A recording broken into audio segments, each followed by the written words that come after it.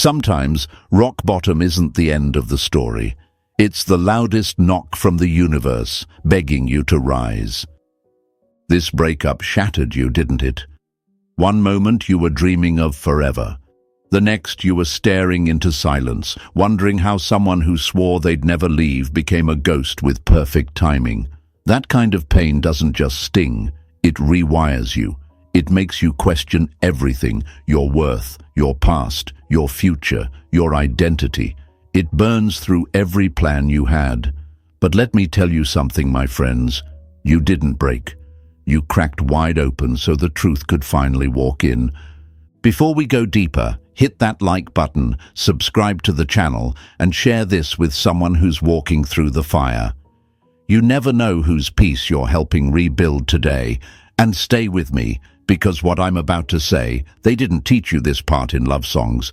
Hey folks, imagine this. Imagine handing your heart to someone like it was a sword and trusting they'd protect it. But instead, they used it like a mirror, only holding on to you when the reflection made them feel good about themselves. That's what happens in modern love. It's not always about deep connection. Sometimes it's about convenience masked as passion, and when they leave, you think it's because you weren't enough. But my friend, what if I told you? They didn't leave because you were too little. They left because you were too much for their shallow cup. You've been sitting in that silence, haven't you? Replaying memories like it's your fault. Asking what you could have done better. What version of yourself might have made them stay. But the truth is, people don't leave because you were wrong for them. They leave because they couldn't meet the version of themselves that being with you demanded. And that's not your failure. That's their limitation. And let's be real, heartbreak doesn't just hurt. It humiliates. You start begging the question, was any of it even real?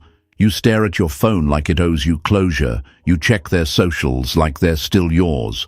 You mourn someone who's not even dead. That's the madness. You grieve like you lost a lifetime, even though what you really lost was your illusion of them. But here's the catch. Pain is the most honest teacher you'll ever meet. It doesn't sugarcoat, it doesn't flatter, it doesn't lie. And this pain you're feeling, it's carving out space for the person you were always meant to become. The warrior, the quiet storm, the version of you that doesn't chase, they attract.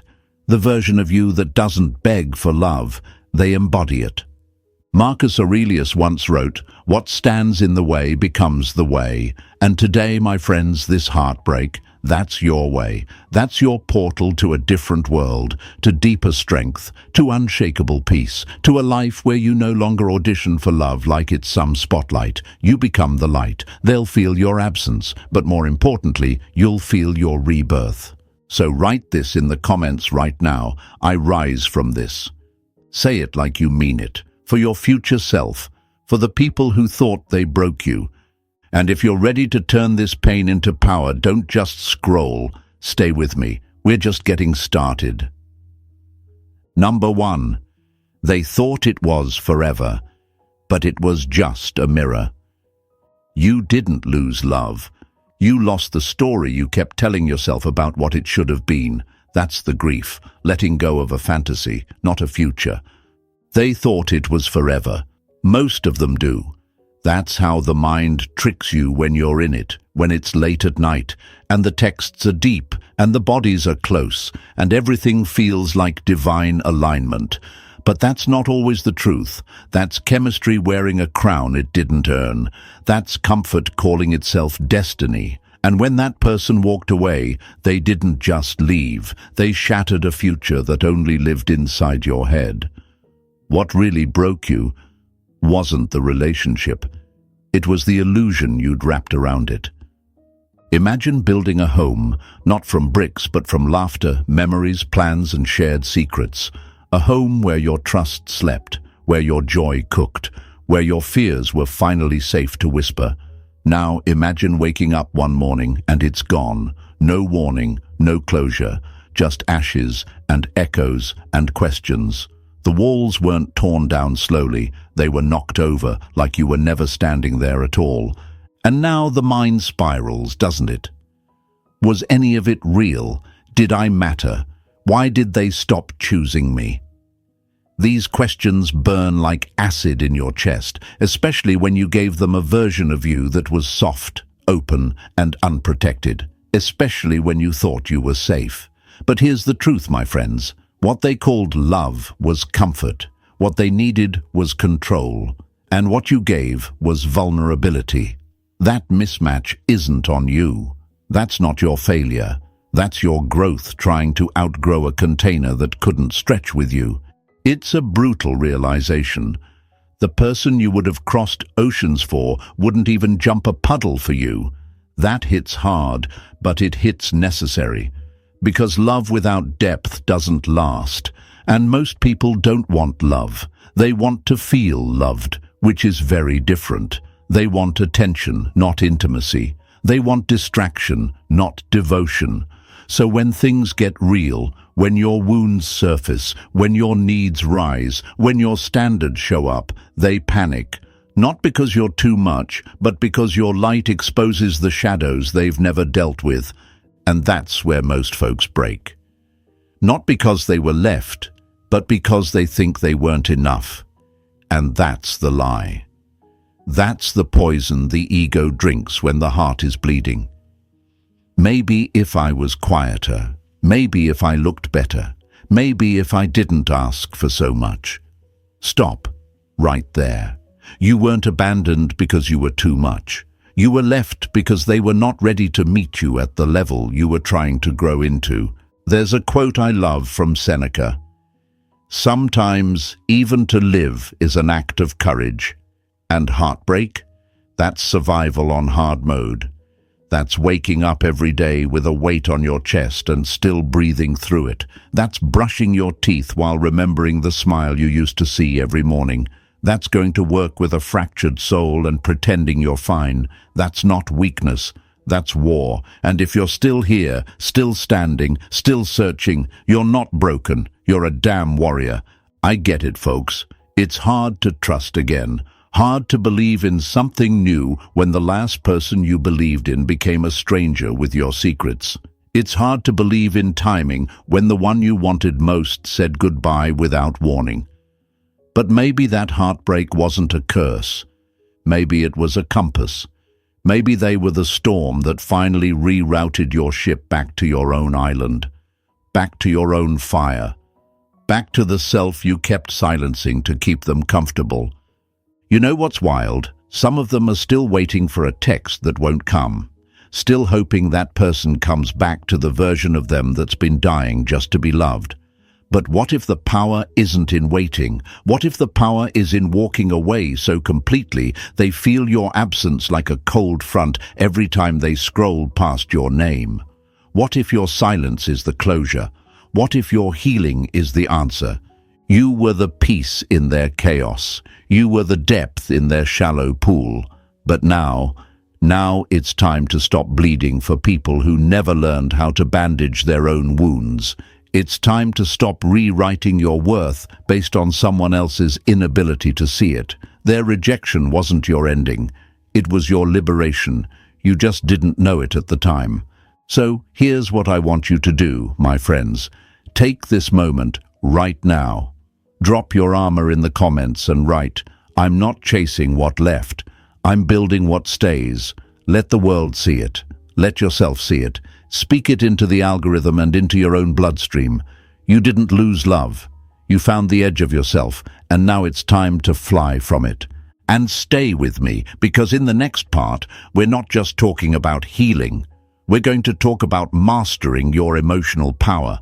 Not to get them back, but to make sure the next time love knocks, you'll know exactly who you are before you answer the door. Number 2, they thought rejection meant they weren't enough, but it was a divine redirection.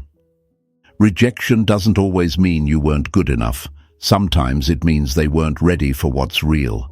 They thought rejection meant failure, that it was a sign they weren't lovable enough, strong enough, attractive enough, worthy enough. But let me tell you something, folks. Rejection isn't always punishment. Sometimes it's protection in disguise. It's a cosmic reroute. It's life stepping in, saying, this path ends here. You're not supposed to go further with this energy. But in the moment, it feels like death. It feels like betrayal. Because when someone you gave your soul to looks you in the eye and chooses something or someone else, it doesn't just bruise your ego. It breaks something sacred. You start questioning everything. What's wrong with me? Why wasn't I enough for them? Why did they give up so easily? And those questions echo, don't they? In the middle of the night, on the drive home, in the shower, in the silence. They echo like thunder in your chest, shaking up everything you believed about love, about people, about yourself. But my friends, here's the truth. Being left doesn't mean you were lacking. Sometimes it means your depth overwhelmed their surface. Your heart spoke a language their fear didn't understand. They didn't leave because you weren't enough. They left because you were more than they were prepared to handle. They were addicted to shallow attention, and you were offering soul transformation. That's why it didn't align. And thank God it didn't.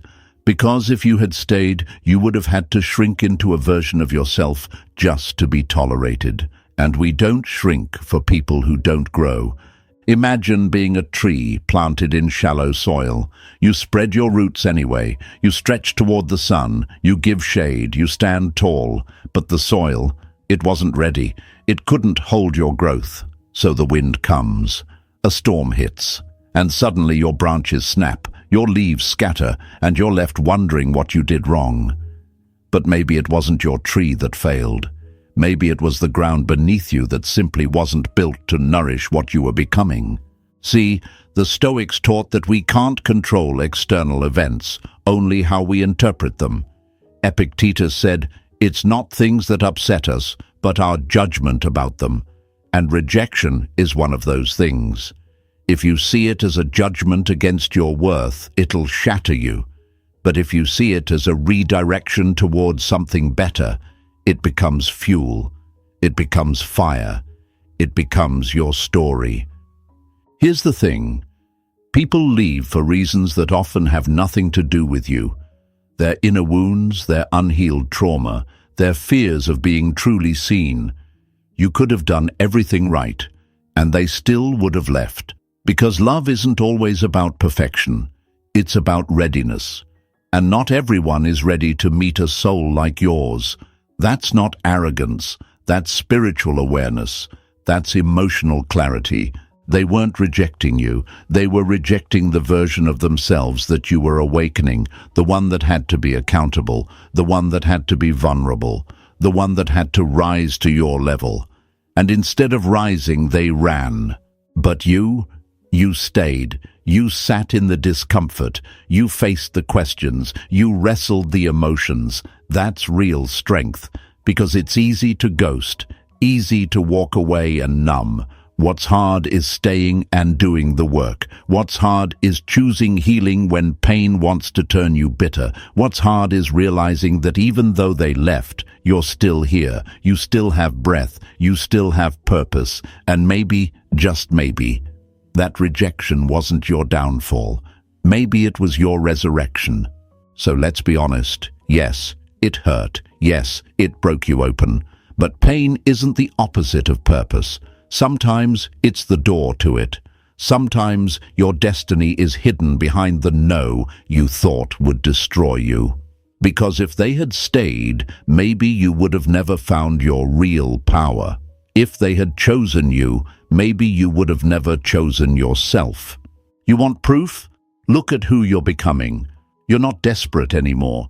You're not begging anymore. You're not shrinking. You're rising. You're asking deeper questions. You're craving real connection. You're protecting your peace. And that didn't happen in love. It happened in loss. That didn't grow from comfort. It grew in chaos. Rejection didn't end you. It introduced you to yourself. And now you get to rebuild. Not as the broken version, not as the one who was begging to be seen, but as the version who knows they're valuable, who doesn't need to be chosen to feel worthy, who knows that being left was the greatest gift they never asked for. So, my friends, I want you to write this in the comments right now. Their rejection was my redirection. Say it to the part of you that still questions your value. Say it to the mirror. Say it to the version of you that's been stuck in the past, hoping for an apology that might never come.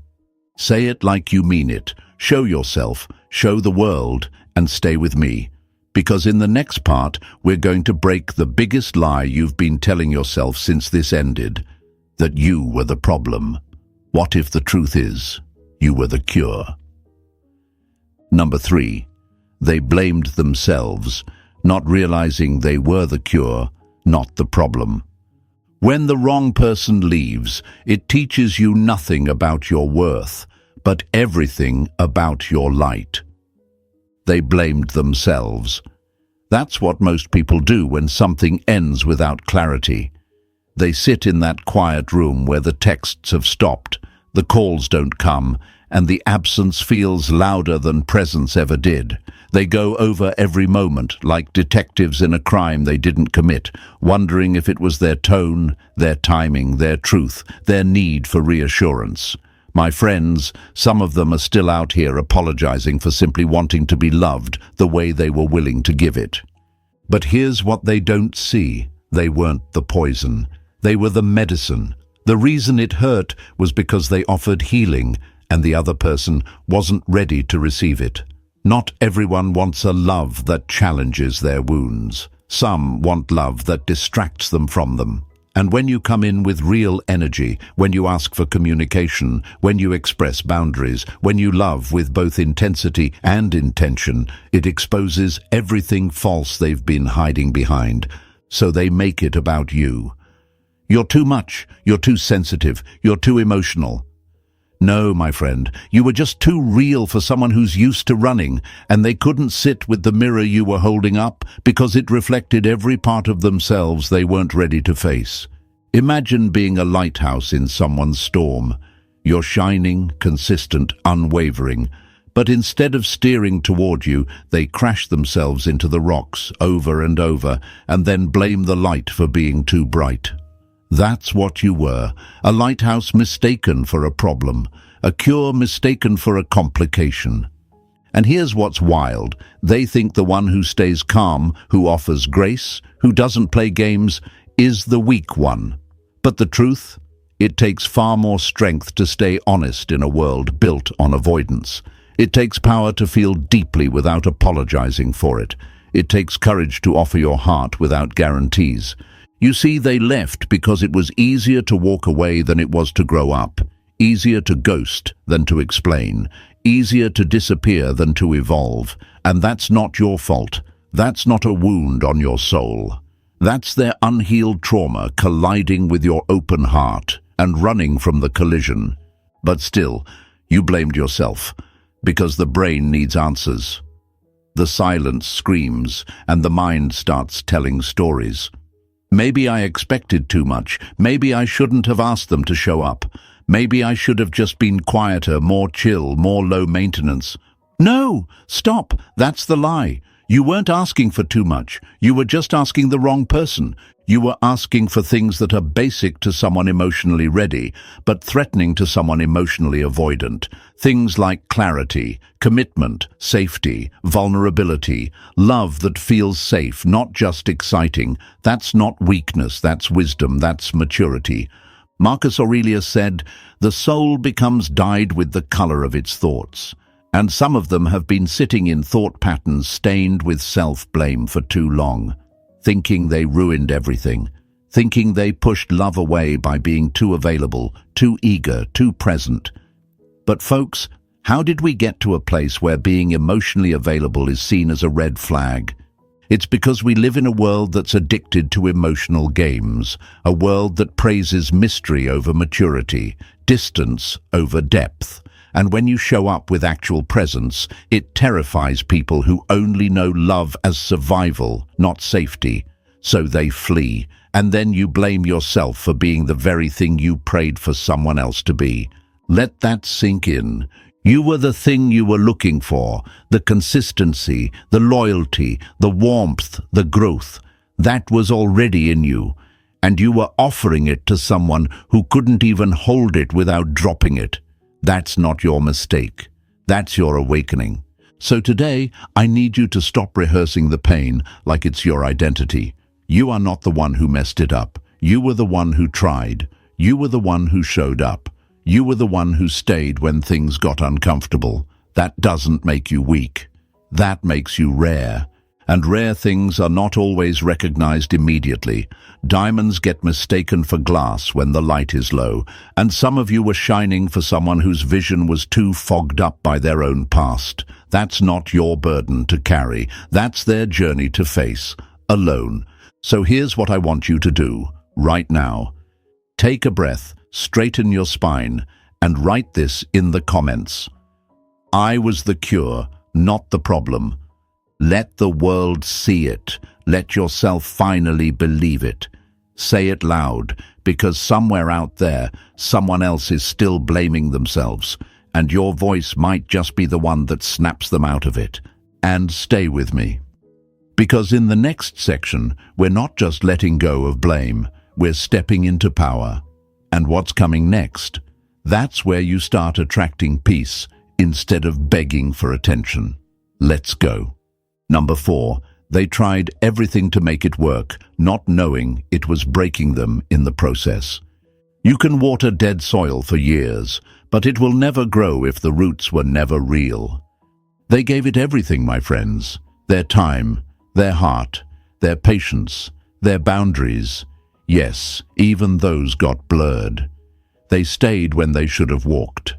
They explained themselves when they should have gone silent. They forgave what kept hurting, and still it ended. And now they sit with that hollow question in their chest.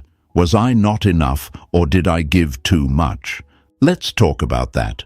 Some of them are stuck in the loop of over-efforting, giving more than they should, loving harder every time they're ignored, trying to fix things that were never theirs to fix, hoping that if they just love better, softer, stronger, deeper, then maybe, just maybe, that person would finally stay, finally change, finally show up.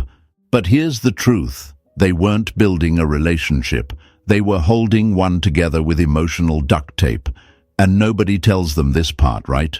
Nobody tells you how heavy it is to be the one who's always trying, how exhausting it becomes to carry both your heart and theirs, while they keep dropping the weight like they don't feel a thing. Imagine pouring water into a cracked glass, over and over. You watch the water disappear, thinking maybe next time it'll hold, maybe next time it'll stay full. But it never does, because the problem isn't in how much you're pouring, it's in the container itself. And that's what it was like. Giving more and more, not realizing the very act of trying was slowly draining their soul. And they thought that was loyalty, that if they just hung on long enough, they could prove their love was worth staying for. But loyalty without reciprocity, that's self-betrayal wrapped in pretty words. That's calling your pain a project. That's turning love into labor. And love isn't supposed to feel like you're constantly applying for a job you already have. You see, the Stoics believed in duty, not desperation. In doing your part, but not becoming a martyr for someone else's indifference. Seneca said, "A gem cannot be polished without friction, nor a person perfected without trials." And yes, relationships require work, but they should never feel like war. And some of them are still wounded from the battles they fought alone.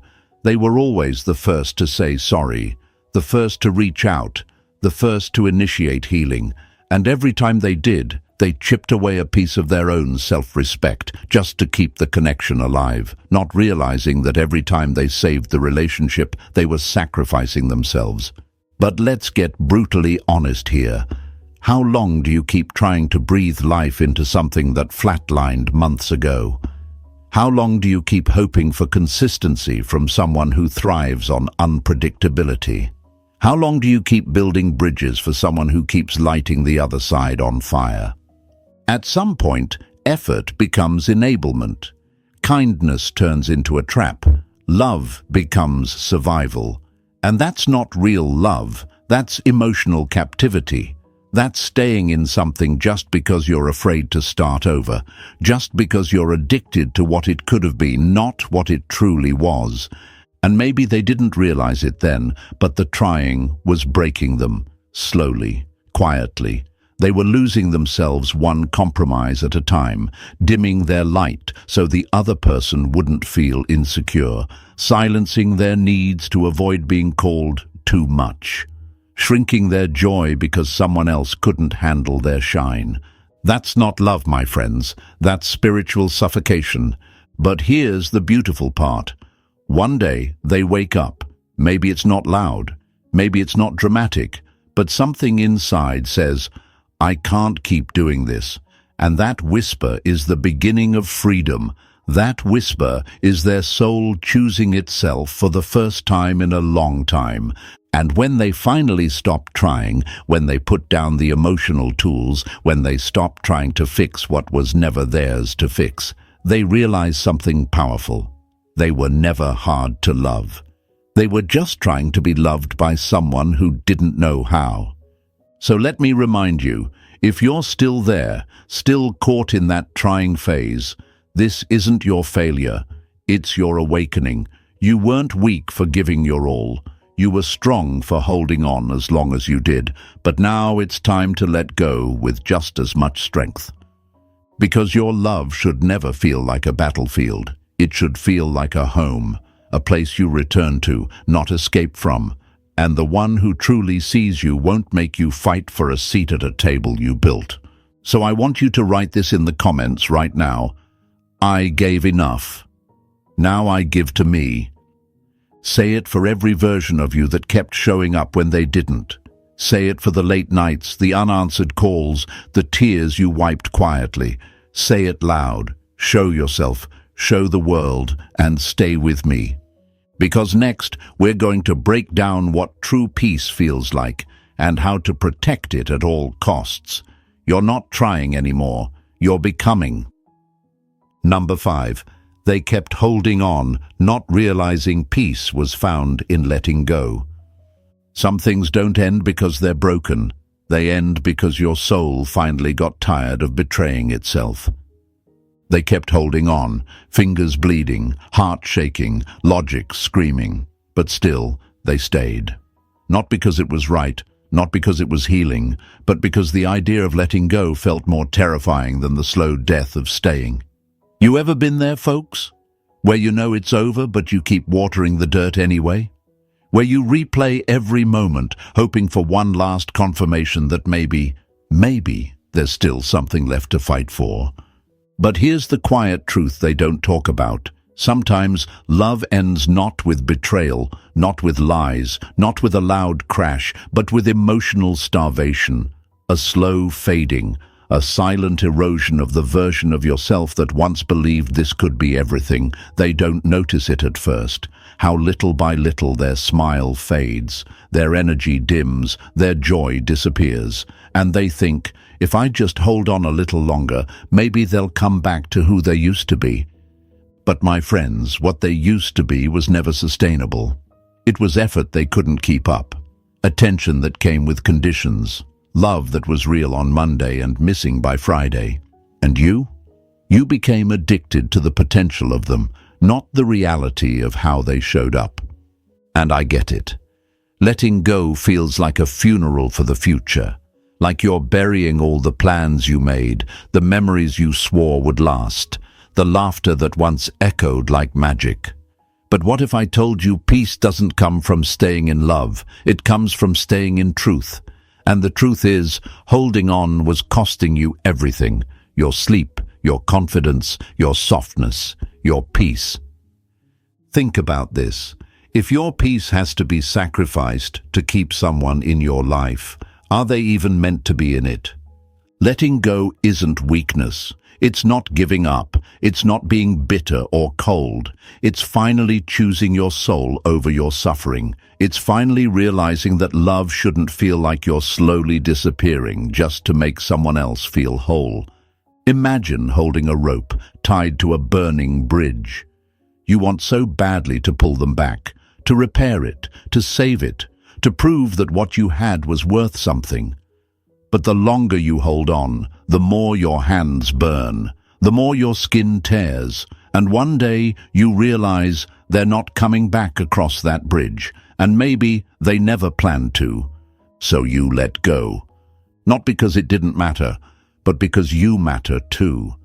Stoicism teaches us to accept what we cannot control, and to focus only on our response to it. Marcus Aurelius said, "If you are distressed by anything external, the pain is not due to the thing itself, but to your estimate of it, and this you have the power to revoke at any moment." Revoking the pain begins when you stop romanticizing their absence and start honoring your presence. Because here's the thing, they left space, and you've been filling that space with memories, with guilt, with what-ifs. But what if you filled it with you instead? Your breath, your voice, your growth, your stillness, your truth. What if you stopped trying to fill the void with them and started filling it with peace? Letting go doesn't mean you won't miss them. It doesn't mean you won't cry. But peace isn't the absence of pain.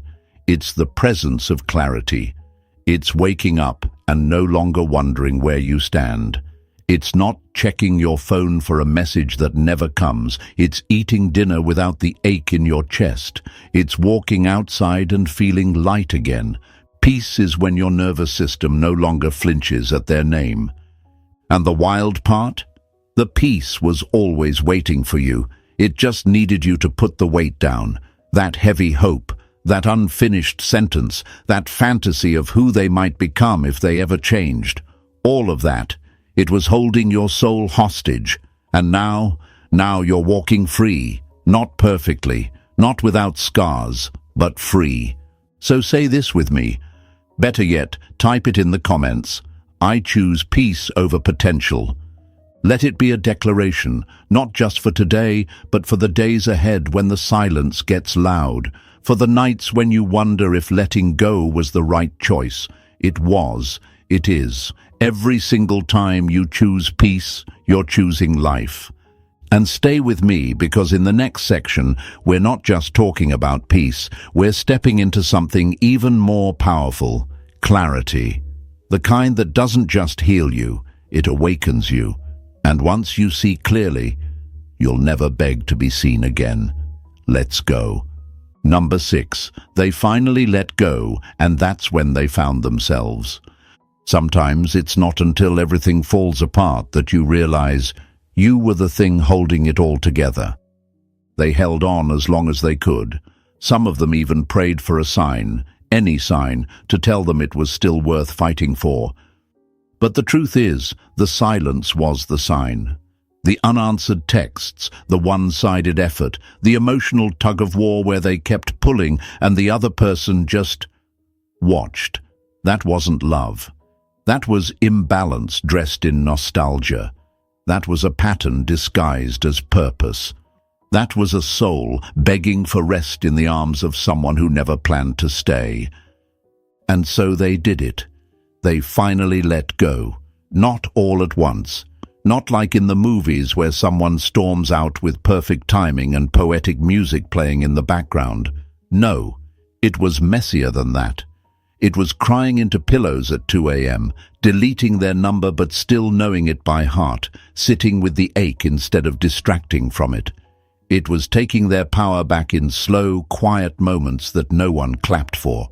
But that's the real kind of healing, the kind no one sees. Because people love to talk about falling in love, but no one talks about the aftermath, the days when you feel invisible, the mornings when your bed feels too big, the voice in your head that whispers, "What if they were the best you'll ever have?" But here's the truth, my friends. The best you ever had won't leave you wondering if you're lovable. The best doesn't confuse you. The best doesn't have to be chased. The best sees you and stays. And sometimes it's not until you're completely empty that you finally make space for who you were meant to become, that version of you that doesn't just survive the breakup, but awakens through it, the version that looks in the mirror one day and doesn't see sadness or loss or regret, but strength, fire, growth, a calm that didn't exist before the storm. You see, we think we need them to feel whole. We think their absence is the wound. But in reality, their absence is often the medicine, because without them, we're forced to meet the parts of ourselves we abandoned just to keep the connection alive. We're forced to rebuild, not for them, but for us.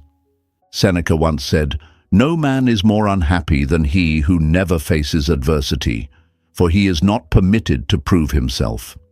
And this heartbreak, it was your proving ground, your test, your divine setup.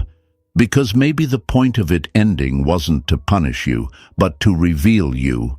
And look at you now. You're still standing, still breathing, maybe even smiling again. That's the miracle no one talks about. Not that they stayed, but that you stayed. You stayed through the loneliness, through the nights your worth felt invisible, through the moments your heart wanted to go back just to feel something again. You stayed, you endured, and now you know. You know that peace isn't something someone else hands you, it's something you choose, even when your heart still trembles, even when the memories still try to seduce you back into pain. Peace is choosing yourself in rooms where you used to beg to be chosen. Letting go wasn't the end of your story, it was the plot twist. Now, instead of trying to prove you're lovable, you live like you already are. Instead of replaying the past, you're building your future. And instead of blaming yourself for their leaving, you're thanking life for the lesson. Because you didn't just lose someone, you found yourself. And that version of you, the one who didn't settle, the one who chose peace over chaos, the one who stopped chasing and started becoming, that version of you is dangerous in the best way. Calm, clear, powerful. That version doesn't break, that version builds. So if you're reading this right now, if you've walked through the fire and made it to the other side, I want you to write this in the comments. I didn't lose them, I found me. Let that be your closure. Let that be your declaration. Let that be the moment you stop mourning what left and start celebrating who stayed, you. And if this entire journey hit home, if it reminded you of your strength, if it helped you breathe deeper, if it cracked something open inside you, then press that like button, subscribe to this channel, and join this tribe of warriors who rise from ashes. You belong here. You always have. This chapter is done, but your story? Oh, my friends, your story is just beginning.